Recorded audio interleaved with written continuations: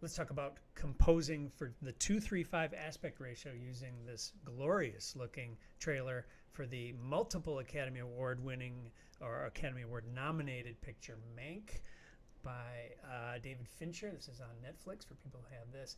I put up three guides here on Photoshop so we can look at how the thirds line is used for composition. Oh, look at look at how tightly they've placed that one there. I'm gonna bring up my marker here. Look at that, and I guess it won't let me do it in gray. There we go. Look at that. It's, you know, it almost looks as if the cinematographer, who is award nominated, had this guide up when he was composing this shot. Look at how beautiful that is. And that's not to say that this is a centered composition either. Yes, a character is centered, but the main sort of subject is sitting beautifully in that in his own third section there. This is utterly magnificent as well. Look at the all of these diagonal lines give you a dynamic that is not straight.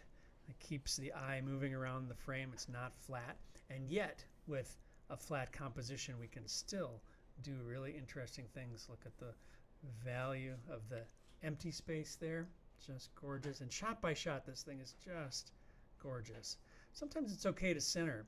I love how this one lands pretty beautifully with this whip pan. Notice, bam, there's your thirds line. The main content is more or less centered on that second thirds line. A not even set of perspective stuff here too, right? You've got the hills, the Hollywood Hills there, Southern California desert. Centering is okay, as long as it's not the only thing that you do. Here's Gary sitting on that thirds line. Pans. Oh my gosh, look how that one just lines up as if calculated. Look at how perfectly that is right there. Gary's got his own spot. This is its own composition if you look at that, right? I mean, you've got two figures perfectly. This seems almost like it's sitting right in that spare thirds there. Amanda Seyfried moving into it. Look at this. Diagonals.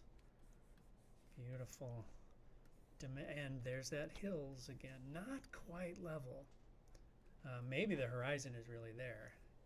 But dynamic at every step. Centered, equally weighted. Look how they're both hanging just perfectly out of that thirds there. Terrific. Centered. This is, of course, done in the 30s style. Wow! That one right there. Sitting right on the line. This is interesting. Look how much value you have in the empty space here, too. And I'm wondering, there might be some intentional things here to lower the contrast. You've got some smoke up in the atmosphere that makes this whole section come forward really strongly. You can't not see this character. Really all lines point towards her, right? This is the center of that world in that shot. Gorgeous. Cool crane shot, cool centered shot. More of that slightly wonky horizon line. Just terrific. Oh, planning, planning, planning. And is it any wonder he gets a spot, he gets a spot, he gets a spot. Centered-ish, centered-ish, centered-ish.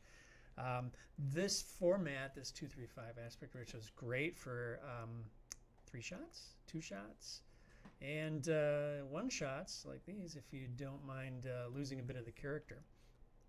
This week the Justice League cut, the Snyder cut arrived, and that's in 4:3. Just pop that in here. He said he wanted it to take advantage of the fact that superheroes tend to be tall. Very rarely in that 2:3:5 world. Maybe you got Superman once in a while who's flying, but it's a largely upright world rather than a wide world. This is an interesting one to. Oh God, what a shot! That's kind of the center of that shot, is right on that thirds line.